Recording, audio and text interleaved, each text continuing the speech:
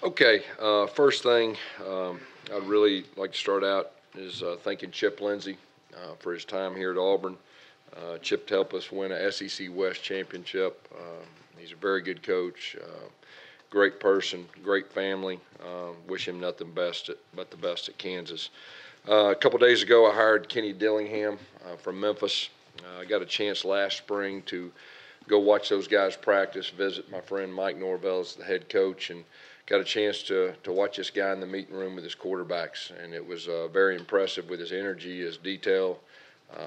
Just made a great impression on me. Then I got a chance to go watch practice and watch him do his thing, and really left that practice field thinking, hey, that guy right there, I'd like to hire him someday. So pretty unique from that standpoint that he's here with us. And really I thought it was a perfect fit from the standpoint that he did the same thing for Mike Norvell that he's going to do for me. Mike calls his plays, and then of course Mike was my GA, and we're kind of from the same way of thinking. So very excited about Kenny. He is an energetic guy. He's a very good recruiter. He's very relatable. I know he's already, working hard to develop relationships with our quarterback. As far as his role in the bowl, right now he's just getting acclimated. He is getting used to our players, our coaches. Today, for the most part, he was just kind of seeing how we operate. Once we get to bowl side, he'll be up in the booth, and we'll do some assisting as far as that goes. But he will not get full force until we get to the spring as far as that goes. Moving forward, I'm calling the plays. Matter of fact, I'm very excited about that. Really, that's probably my true comfort zone. And really looking forward to not just the bowl game, but going into next year. We got a lot of our guys back. We got a chance to be really good on offense, so real excited about that, and that's something that I'm really looking forward to. A couple things I wanted to clear up that are out there. First of all, my contract. My contract has not changed one bit. I was never told that I had to change my contract to keep my job. Got the support of our athletic director and president. There's nobody hamstringing me from doing our job. They're all both on the same page for helping us moving forward. I think the bottom line is when you go 7-5 and you have aspirations of winning a championship, which we did, and go 7-5, no one's going to be happy, and I'm not happy. I know our fans aren't, but I will tell you this: we've got really a lot to look forward to next year. We got the majority of our team coming back. Recruiting's going really good, and not just good, but really good. And I think that's a tribute to our coaches. It's a tribute to the type of people we're recruiting, their families, and everything that goes with that. So the guys we got coming back with the class that we're about to sign, very excited. I love Auburn. I love being here. I've been here a long time.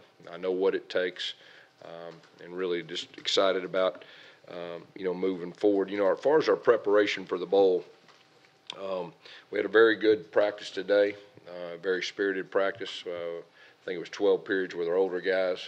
We really focused on the younger guys towards the end of practice. We put the ball down, let them scrimmage a little bit. We'll do the same thing tomorrow. We're going to have 7 straight practices before we leave. And then we'll go to the bowl site. We'll leave on the 19th. We'll get to the bowl site the 23rd. And once we get to the bowl site, we're just going to have a regular week of practice with a Tuesday practice, Wednesday, Thursday practice, and then a Friday walkthrough, and then play the game. We're facing a Purdue team that has been very impressive at times. Got a chance to watch them on TV against Ohio State, and they just didn't beat them. They beat them convincingly. They're very well coached. Their offense capable of putting up a lot of points. Their defense, they play very hard. They're very sound. It's a similar situation. Feels very similar to what it did last year. We know we're going to get their best, just like we did Central Florida. And we're looking at this thing as really a one-game season. And our approach is this is a big game for us. And our guys understand that, not just for the seniors and the older guys and finishing the right way, but for next year and the off season and everything that goes with it.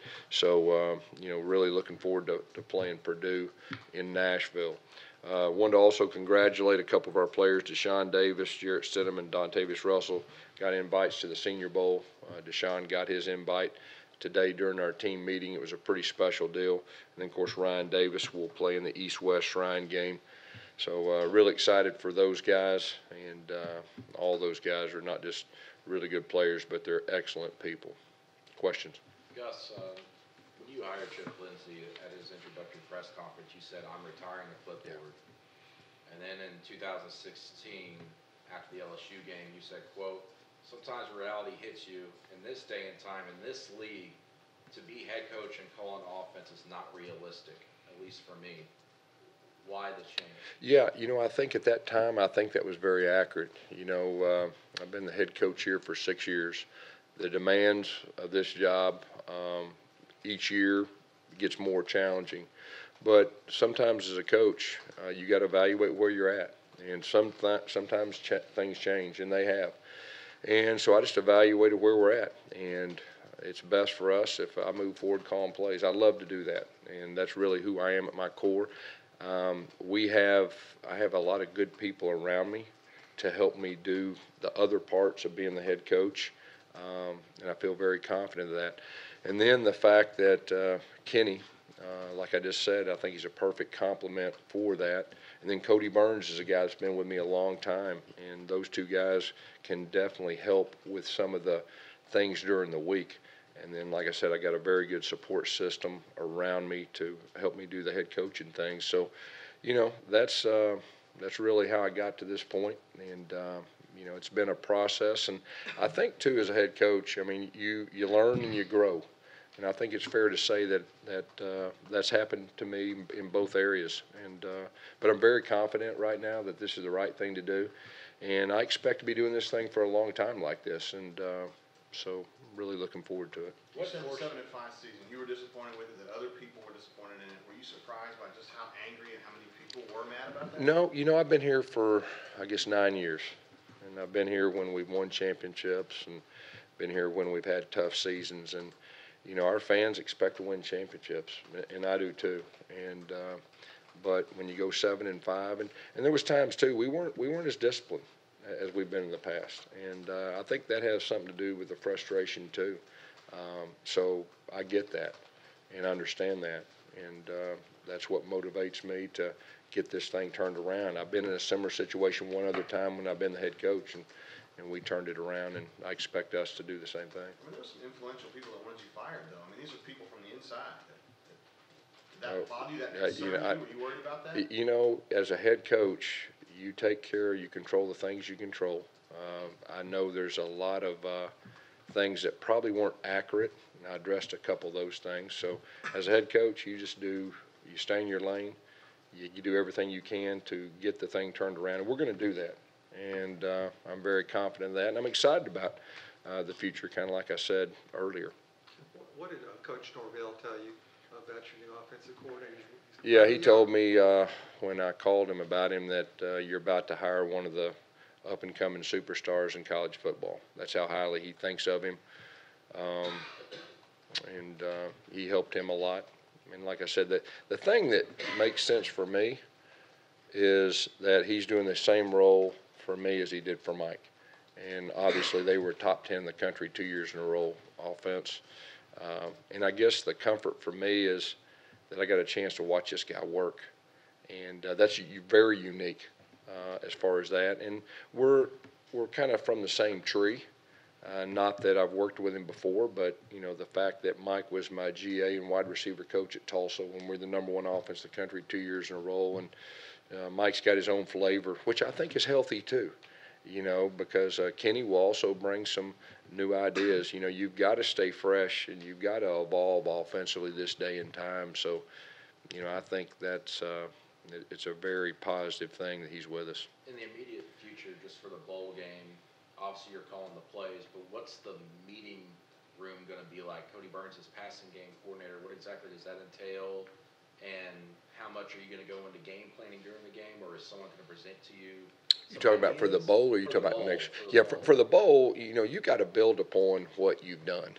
I mean, you can't change everything completely. So I think it's more of kind of building upon what we've done this year and getting the best plan possible for this game with the players we have, with everything that goes with it.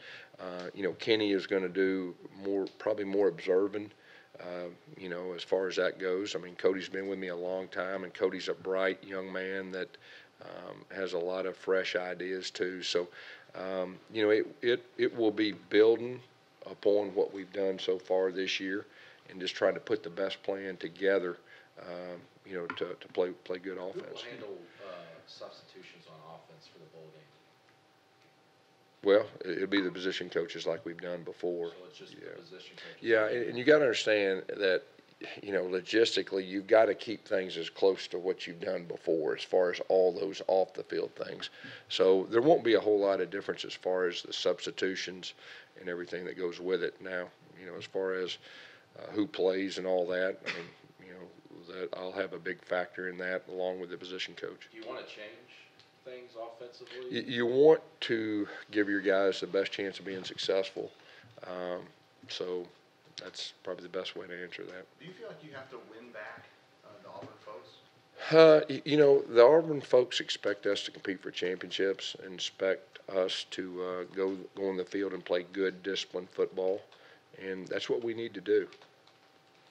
When do you think you have to deal with, like not deal with them, but interact with them one-on-one, like to go out and meet Auburn people and try to? Yeah, let me just tell you, I love Auburn, and I think, you know, I said I've been here for 9 years, been through a lot of ups and downs, but I love Auburn. I love our players. I believe in our players. Like I said, I'm excited about next year, so that's probably the best way to answer that. ASA Martin, did you want him to return, and do you feel like his situation Yeah. was handled correctly? Yeah, so you know, it was a new rule this year with the 4 games, and early in the year there was a coach that thought it was 3, and one of them thought it was 4. But after game 6, everybody knew that he was playing, and you know, we're going to play the best people. I will say this: I mean, I'm rooting for ASA Martin in the future. He's a wonderful young man. And he's got a very good family. So that was a mistake? Yeah, it was a mistake from the standpoint, one thought it was 3, one thought it was 4. But that was about game 5, and then of course game 6, everybody was on the same page, and you know, I think he played in 6 games, so it wasn't like he just, you know, stopped playing then. Did that mistake lead to him losing his red shirt? What's that? Did that mistake lead to him losing his red shirt, though? No, not at all. Not at all. How about health-wise? Is everybody going to be ready? Yeah, for the bowl game? you know, Nick Cole obviously had surgery, but I expect everybody else to be ready to go. So Nico was out. At this point, he's doubtful. That's probably the best way to put it. Was there a conversation with Jarrett about him maybe playing or not playing? No, you know, I think all along Jarrett wanted to play. I think anytime, you know, you see all these high-profile guys out there, and especially the guys coming out, you know, that's always a question. But, you know, he loves his team, you know, and he's wanting to finish this thing out the right way. And I'm excited for him. You know, one last chance to, you know, lead our team, and you know, he'll go down as one of the better quarterbacks, I think, to come through Auburn with everything he's done. You're provided 15 practices for the bowl. I guess you're using 10 or 11. I Yeah. might be wrong on Yeah. that. Why the decision to only use that many? Is there a way to double up? So you Yeah, can rush more yeah, teams? it was a little unique from the standpoint, this is the earliest bowl we've had in a long time. I guess, what is the 27th or 28th or something like that. So then you've got finals. So, you know, our finals for our players are this week too. So a couple of them had to miss practice today. I mean, that's going to be the priority, is getting them ready for finals. So it had to do with the early bowl and the final. But still, we feel like we'll be able to accomplish what we need to with those practices that we're in. How do you want to handle, you know, quarterbacks in this game with Jarrett going out the door and you guys having to replace him next season, a guy like Malik, or Yeah. you know, trying to play him in this bowl game? Yeah, you know, we'll see where that goes, but I will tell you this: all those other quarterbacks are getting a lot more time this week in practice, more attention, more time, more reps.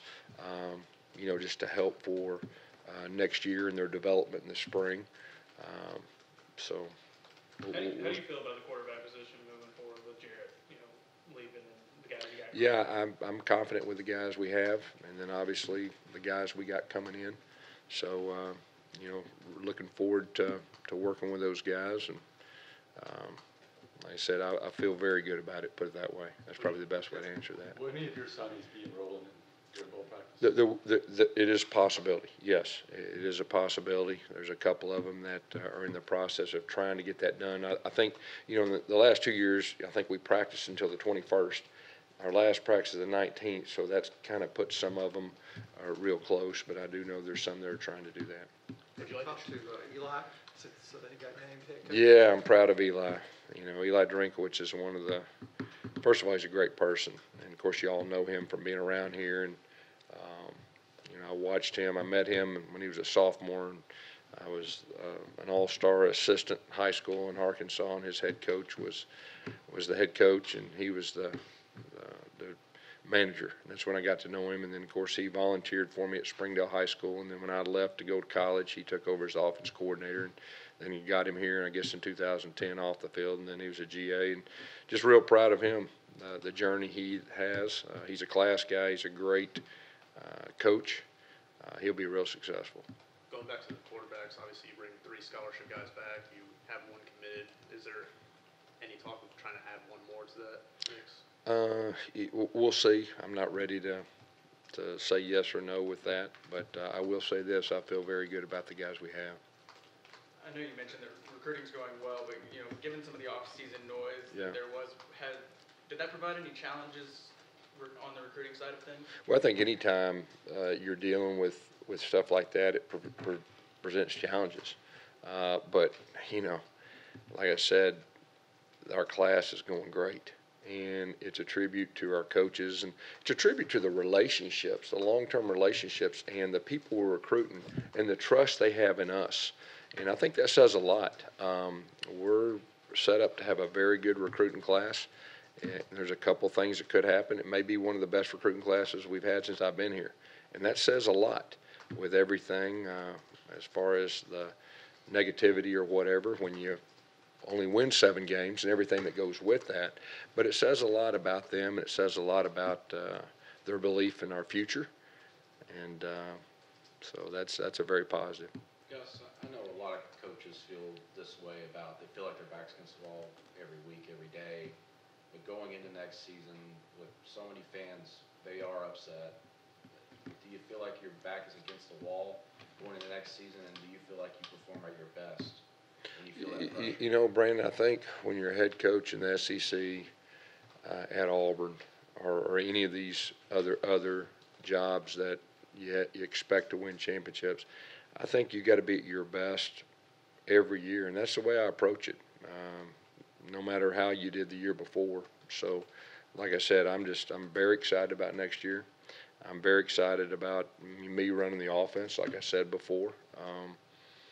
And I'm excited about the guys we got coming back with the signees that we're about to sign. So I feel very good about next year. But this bowl game, we got to take care of this bowl game first.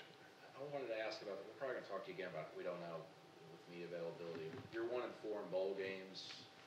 Yeah. I mean, does that affect anything?